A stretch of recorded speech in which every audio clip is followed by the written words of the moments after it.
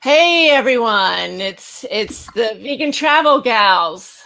Hello. Yes, Wendy is actually on a long-term vacation, so it's actually just Caitlin and I from the Vegan Travel Gals. But we do have a guest here today, and we're really excited to have her on board and chatting with us. And of course, my dog is going to start barking because I'm on broadcast right now.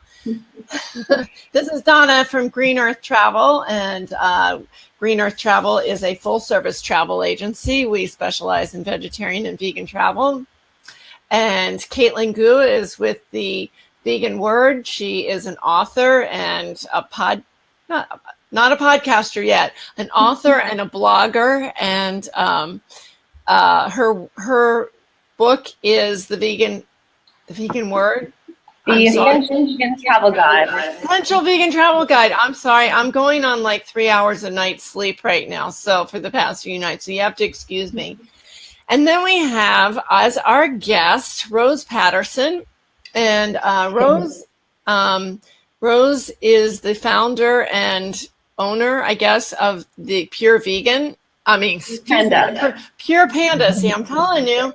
The Pure Panda, which is kind of a really interesting website, which we'll go into in a moment. But Rose is studying, and this is another interesting thing. She's studying in Winchester. She's actually based in Hong Kong, but she is studying at Winchester University, I guess virtually, for getting her master's degree in animal welfare, which I think is kind of interesting. When we can talk about that as well later. And she's also interned at several film productions. So I put your website on here so people can see it. I thought it was really interesting this website is basically for people. They don't even have to be traveling. If they're living somewhere like in some off the beaten track kind of place, they can look anywhere on the map and find places to find like vegan and cruelty-free shampoos, personal items, right? Is that right? Yeah. Do you want to explain exactly. a bit more how it goes? Yeah, so basically it gives you the opportunity to search either nearby or in a specific location. So if you're planning on traveling somewhere, you can search for that location as well. Similar to Happy Cow, basically. So you can see all the nearest either makeup, shampoo, hair care, skin care, men care products. So yeah, basically you have the option to choose which category you're searching for as well. So you can choose the location and the category. And then, yeah, there's also cruelty-free, vegan lists for all the brands that are not completely vegan. And it does say if the brand is 100% vegan as well. So, yeah, we're currently, I think we have over 34,000 addresses worldwide at the moment, mostly in the US and Europe. But, yeah, we're building it every day. So what made you, and Caitlin, you can always just bop in whenever you have a question, but what made you decide to do this? I guess when I first moved to Hong Kong last year, I kind of struggled. Finding vegan food is okay, but then to find cosmetics, especially makeup, is quite difficult. And I had to do quite a lot of research. There are really good blogs already out there listing cruelty-free brands and vegan brands, but to actually locate those brands, it's quite difficult. So I did start thinking about it last year, and then when I met my partner Charles here, he helped me with the technical side. So he's really good at programming, so he's helped build the website, and I have more knowledge on the beauty and cruelty-free cosmetics industry. So yeah, we kind of started it together about maybe 5 months ago, and we actually launched last month. So yeah, it's quite new. And how do you get all the information together for the website? Basically, we have to go through each brand, contact each brand for their list of stockists or stores, and then also ask them for their vegan list as well if they're not 100% vegan. And we also have to check if they have a parent company that tests on animals, and if they sell in China and have to test to get into China, obviously. So yeah, we have each brand goes through our checklist of different things. So yeah. And for those who don't know, some of the parent companies might be, I don't know, does L'Oreal still test on animals? Do we know? Yeah, L'Oreal, like Estee Lauder. So like, for example, Aveda is like, they're promoting cruelty-free products, but they're actually owned by Estee Lauder, who still test on animals and sell in China. So yeah, it's quite complicated. Like, it depends on how, like some vegans still purchase products that are still owned by a parent company that tests on animals. So it depends. But yeah, we're just kind of thorough, and yeah, we won't list any of those products. Right. And so that people also know, in China, it's mandatory, right, to test. Is it mandatory? Is it that the law? Yeah, kind of. Well, yeah, pretty much. But then there are some loopholes. There are a couple of brands that we're going to list soon. For example, one of them is Urtekram. I think it's a Danish brand, and they actually do sell in China. And I wasn't going to list them on our website, and then I contacted them about it, and I found out they are actually cruelty-free, and they have managed to get their products into China without testing on animals. But it's more expensive for the brand, and I think it's quite a complicated process. But I also checked with Cruelty-Free International, who have got their logo on all of their products, and they confirmed that they don't test on animals to get into their products into China. But normally brands do have to test on animals to get into China, but it's quite complicated. That's really interesting, because I've always heard that it was mandatory, and that's sort of the excuse I've heard from brands that otherwise don't test on animals. Oh, well, we had to test on animals to get into China. So yeah. No, if they really want to sell in China, then they don't have to, but yeah, they have to spend more money basically. So yeah. Yeah, but I mean, if they're really committed to their cruelty-free principles, then they would pay them money. Right. Yeah. So, so you live are you from Herefordshire? Is that right? It's called Harrogate in North Yorkshire, which probably no one's heard of. Harrogate, yes. Where the water UK comes from, the Harrogate Springs water. I was thinking of Herefordshire because that's where. Yeah, exactly. But I know that I think on the train you pass Harrogate, right? Is that right? If I'm not mistaken, I seem to remember seeing it on the train when we went. So you're in the UK and you go to Hong Kong for just any reason, or is it for work? Or, I mean, I thought that was kind of an interesting. Originally just to work. For work, okay. Yeah, just well, I was working on a cruise ship, and then I quit my job on there and got off in Hong Kong, and then I quite liked Hong Kong, so I ended up coming back to teach English, and then stayed for a year, and then a few months ago left to travel around Europe, and then just come back for a wedding again. But now we're going to leave, and we don't know where to, but yeah, I have to decide.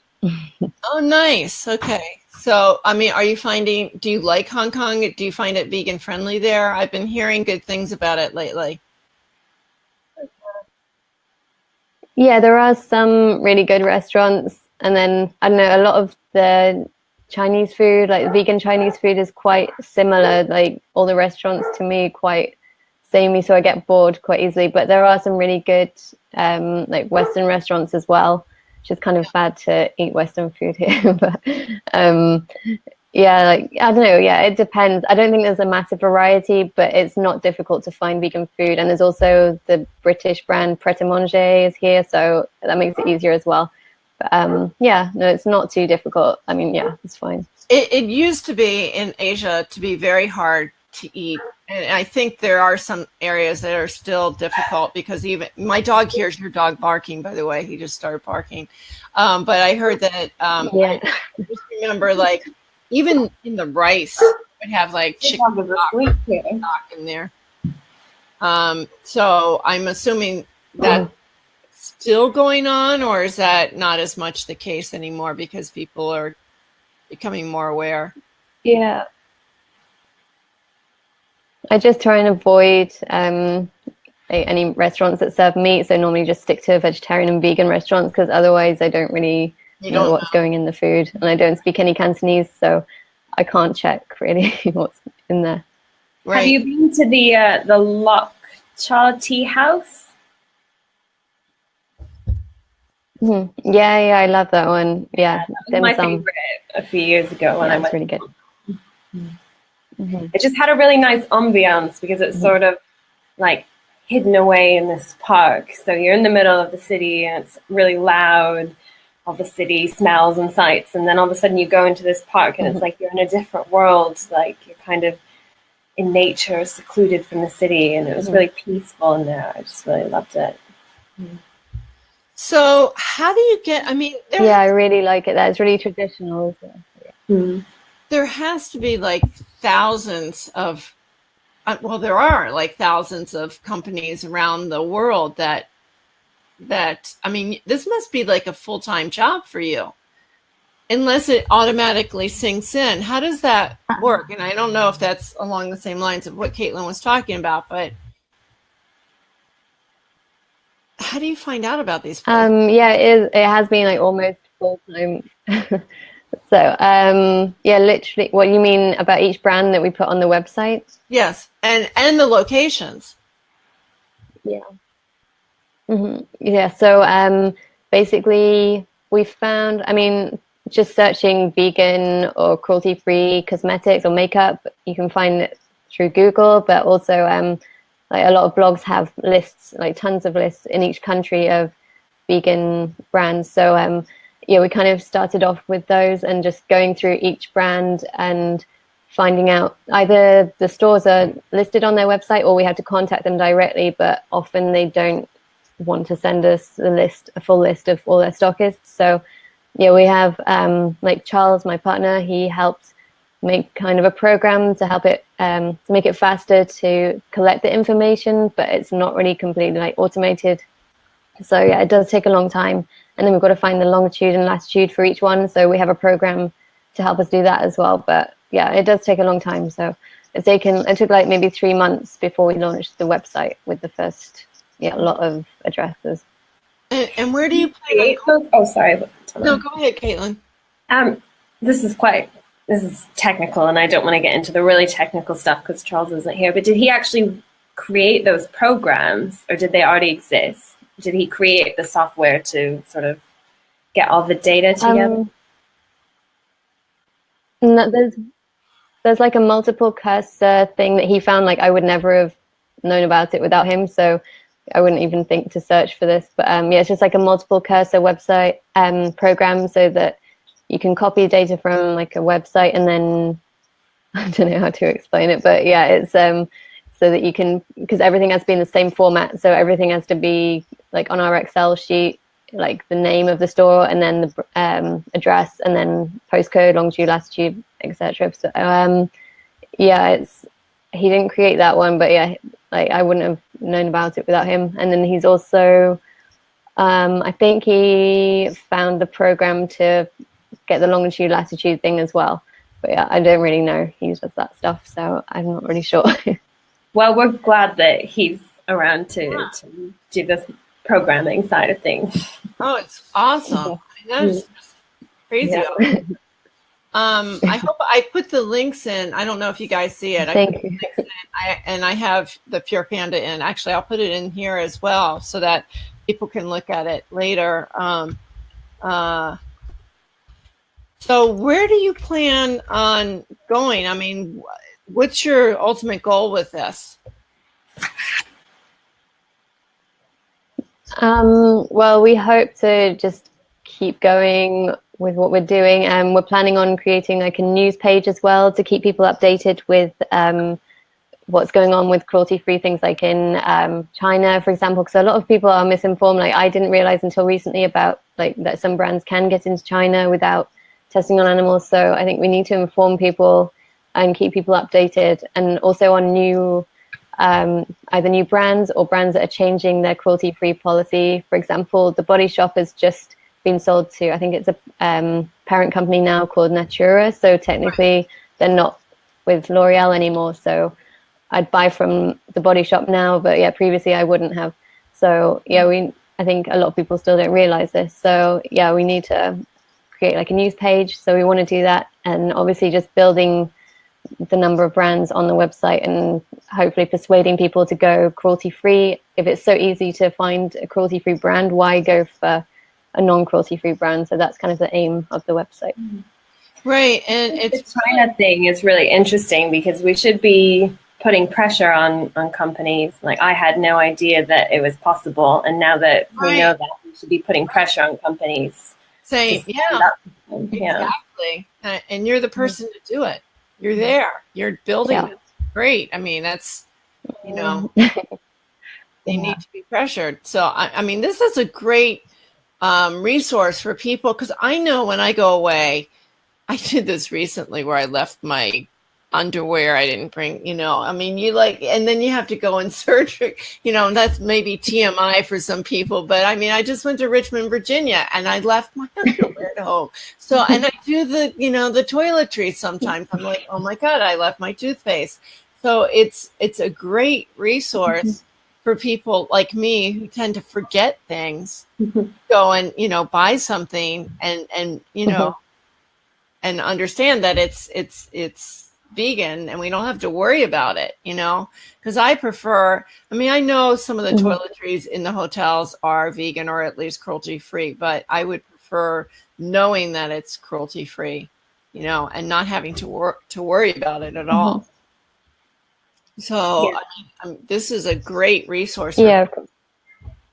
And it can be really tricky if you're somewhere where you don't speak the language as well, and you're trying to find somewhere that sells cruelty-free stuff. I mean, I had that when I was in Korea, and I was trying to buy toothpaste, and I was just like, I have no idea what brand to look for, what shops to look in. I found a health food shop, but then all the brands were different, and I ended up finding Jason, I think. So I was like, okay, I know this brand, and then I bought it, and I took it back to home, and I put it on my toothbrush, and I put it into my mouth, and it tasted salty. It wasn't mint flavored; it was salt flavored. Oh well. At least I knew the brand, and I knew it was vegan, right? You just had to deal with it for a few seconds. Have you heard of this? It sounds similar. Now, this website's been around for a long time, and I don't know how much relevance it has, but it does sound kind of similar to a website called Barnivore. You ever heard of that? It's a, you know, it's a website for vegan health. Right. And they actually have their people, like their followers, say if something's vegan or not, you know. Like I know with Guinness, I was keeping them updated every time I got an email from Guinness, because Guinness finally went vegan for the most part. There's still some things that are not vegan about them, but so have you thought about going in that direction and having other people help you, or because it's got to be impossible to know? Yeah, definitely. Like we have. So we have a little, I think we do mention, like, if someone, sorry, I can hear feedback really fast. If people do know about a brand that's not listed, then we ask, just send us an email. But yeah, we haven't like created, we haven't really pushed that very much. But I think maybe once we have more followers and more users, then that will happen. And also if like a store has closed down or something, it would be really useful if people could let us know as well, because obviously we can't check like all of the locations all the time. So we will need the help of like followers and users. So I don't know if we have any questions. I don't know if we have any questions out there, but you know what, you guys, if anybody is watching the replay and you have any questions, please post them below, and either Caitlin or I would be happy, or even the Pure Panda, Rose would be happy to answer them for you. Caitlin, do you have any more questions at all, or statements, or? Statement. I just think it's really amazing what you guys are doing, and I don't know why anyone hasn't created this resource before, but it's just really nice to have a source of cruelty-free products and to know where to buy them. So I'm glad you guys made it. You know what I find is amazing? I'm on the East Coast. Caitlin's in London. and then Rose is in Hong Kong, and we're talking here at the same time. That just still blows my mind that we can actually do this now in this day and age, right? Well, so I wish Wendy was here because I know she would have a ton of questions. I mean, are there any, like, she's in Africa. Where is she right now? Do we know where Wendy is? I don't know what country she's in even. I don't think she said. She just said, I don't have internet. Right. I don't have internet. I don't know where I'll be. I'm like, so in countries like Africa, I mean, do you have like a lot of places in, let me see here if we can look it up. I wish I could share. I think maybe South Africa, maybe some in Morocco as well. Really? Let's see if we have something in Kenya. Let me put Nairobi. I'm just kind of curious. I wish I could share. I don't have the system. I have to be, let's see, all products. I'm putting Nairobi. Let's see what happens. Unfortunately, it's more than 40 miles. So let me see if we put 50 miles. So there's, I don't see anything. Yeah, I don't think we've got that far yet. If anyone from maybe if you try like Cape Town in South Africa or Marrakesh in Morocco. I think I did look under Cape Town. I was kind of curious because I think that's where Wendy was going next. That's where she had. Oh yeah, there's a ton of stuff in Cape Town. I wonder about Johann. I mean, so do you think like the outer line, like in like Nairobi, for instance, do you think eventually you'll get to those places and you just haven't gotten there yet? They have a Lush in Nairobi. I mean, in Kenya. There are Lushes everywhere now. I think they're so. So, I'm sorry, I didn't mean to break that up. Maybe, I mean, if there are brands that are easy to find, I mean, if there are brands that are maybe like international brands that do happen to sell in Nairobi, then maybe we'll list them. But yeah, we haven't specifically looked for brands in Nairobi yet. So I have a friend who lives in Nairobi actually, and she's lived there for like the last year, and she told me that she's had a lot of trouble finding affordable toiletries. So she said most of the shampoos and stuff tend to be like 8 times the price that they would be here because they're imported, I guess. Oh, they're imported, yeah. So maybe she needs to come up with her own soaps. Yeah. I told her just to put a lot in her suitcase and take them back. If she can let me know what brands are there, then I can list. Yeah, or if anyone watching the replay is from Nairobi, you should get in touch with. Well, they do have a.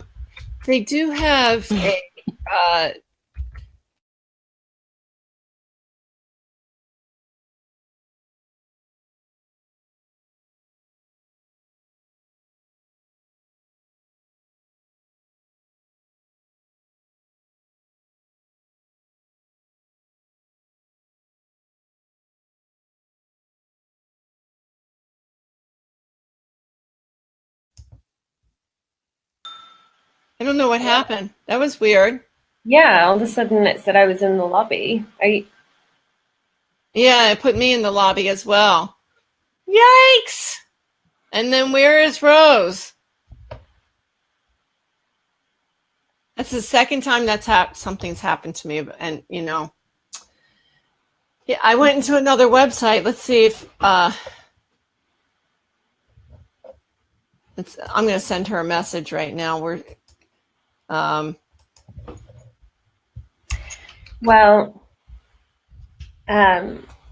to the bottom of it. I was going to ask her about any thoughts she had on finding airline size products, because that's something airlines would be a great thing. I just sent her a message, so let's see if she gets back on here. Come back. She saw it, so let's see. Maybe she'll come back on.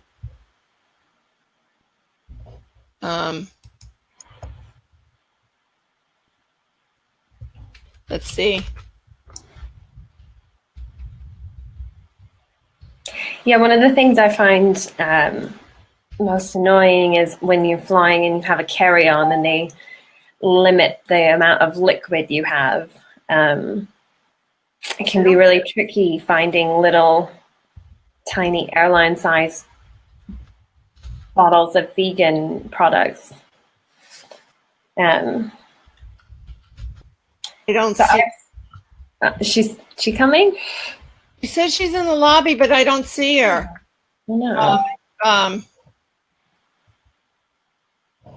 me copy the link again, and then see. Only have a few minutes. Yeah, I would love to know about like.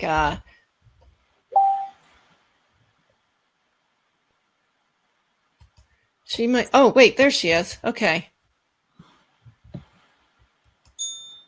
There you are. That was, yeah, I think that was a BeLive glitch. I need to talk to them about it. But we had, did you hear the question that Caitlin was asking, which I thought was kind of interesting? No, I don't think so. So I was wondering about your suggestions for airline-sized products, if you have any ideas about what to take on a plane, vegan product-wise. I think what I took last time, like all my makeup is like, yeah, obviously it's under like 100 ml, so makeup is fine. I think I took my shampoo was like a small Lush shampoo and conditioner that under 100 ml, or they're exactly 100 ml. So yeah, I think oil, sometimes I do, if I don't want to buy like a travel size thing, I buy one of the small plastic bottles from like cosmetic store or whatever, and pour the like shampoo or something into the, yeah. And I always say to check with the airlines about the size and what can be taken on too. You always have to check with each airline. It changes all the time. All the time. What I've started doing, as well as I have a lot of these little bottles, but I've started trying to buy solid versions of some products. Like Lush are really good at that. They have solid shampoos and solid soap and stuff. So like this is face soap, but it's actually solid. Yeah. That's quite nice because then you don't have to worry about the liquid limit at all. That's true. That's true. I just feel like it takes a little more space up in my crowded suitcase. So everybody has to try their own thing. But yeah, that's a good idea actually, because it probably lasts longer. And if you're gone for like 2 weeks, 3 weeks, those little bottles will just, they last 4 days. That's it. So, it's yeah, that's true. You know what? I find toothpaste to be the most challenging. I find it really difficult to find tiny tubes of vegan toothpaste. The only brand I've found was Jason. Do you know any others? What is that thing? Gosh, I have it here. Let me go get it. But I do have a question that actually might be something to pop into your head. Hotels have toiletries all the time, and it would be really a cool idea if we could figure out what hotels have what toiletries and if they're cruelty-free. That's something to pop into your brain. Yeah, that's a good idea. Let me get my I know some hotels do have vegan another products. project.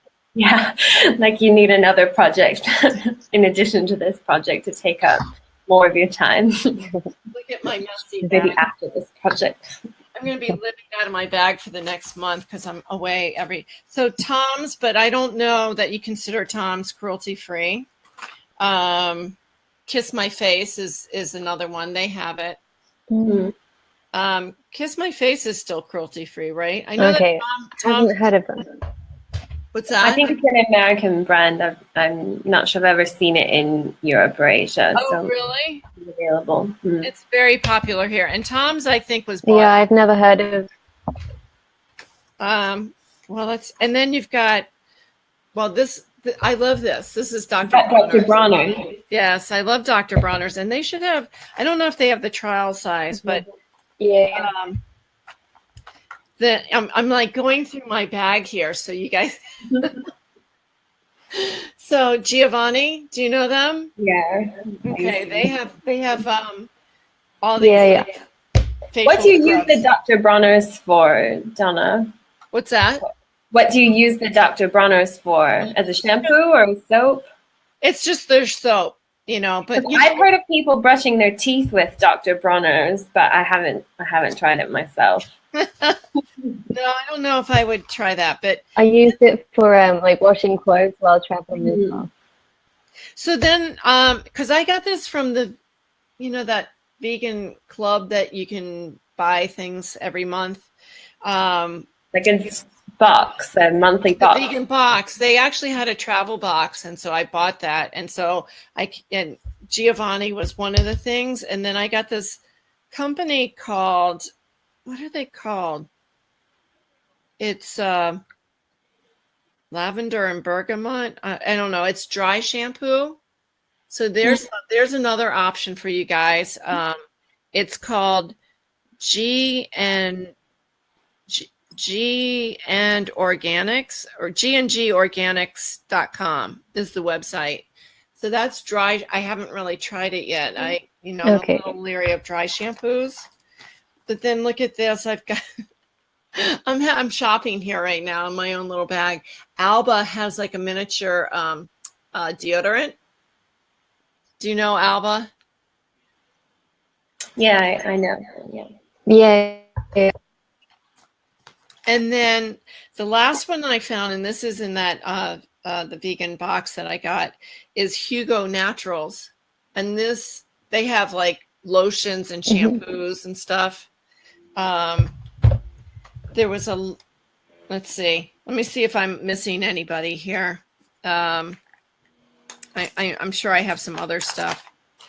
And then you got lip balm, but there was a local company, and I can't remember their name, but she came up with these like vegan shampoos bottles that I could take. So that's it. Now I'm ready to go. I'm ready to go away. I'm not sure where yet. No, I'm actually just doing a lot of. Yeah, I really want to put Dr. Bronner's on. Here's. I was going to say I really want to put Dr. Bronner's on our website, but they won't give me their list of stockists, so I can't do that right now. Their list of what? Stores or stockists. They're sold all over the world, but yeah, I haven't got a list of their locations, so I can't. So why do some companies not want to tell you their stockists? Is it like a trade secret kind of thing? I really don't. I have one last. Yeah, I'm not sure. I really don't know. There's one last company called Solar, and this is their face moisturizer. Trying to see if that's okay. You'll have to send me the list because I think a lot of those brands they don't have. So yeah, it's called DaVita, actually, and it's not Solar. It's called DaVita. It's the name of the company. Okay, yeah. DeVita. Yeah, I think we have them. Yeah. Well, so if there aren't any other questions right now, again, you can ask the questions later, and we want to thank you for watching us and watching the replay.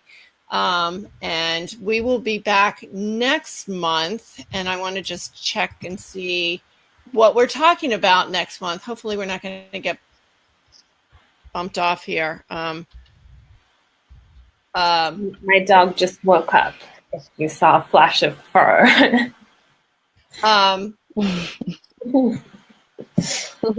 to sleep in my lap while I'm having. Yeah, hopefully Wendy's going to be back next week or next month, and we're going to be talking about traveling with food allergies and food restrictions such as gluten-free, oil-free, diabetic, all that good stuff. It's hard enough to be vegan, and then when you add all that on, and traveling can be a little difficult, but we're going to make it a lot easier for you. That's October, I believe that's 19th. Sorry, I don't mean to point. And then in November, we're going to be talking about traveling with that non-vegan person, you know, family time of year, because you're all going to be going to, if you're an American, you'll probably be going to Thanksgiving somewhere, and it's not a lot of fun for us vegan travelers. And then in December, we'll be talking about what we're going to be doing, what we, Caitlin and Wendy and I, are going to be doing in 2018. And I think that's it for now, guys. Yeah, if anyone has any questions that they want us to address in next month's calls, so specific questions about dietary restrictions and requirements, you can just pop them into the Facebook, leave us a comment, and we'll answer your questions next month. And we're hoping to see Rose a little bit more often too, so we'll have her in a few more of our adventures, and we have some exciting things coming up which we'll be talking about later in this year. Thank you. Thanks, guys. Bye. Thank you. Cool. See everyone next month. Thank you. Bye-bye. Bye.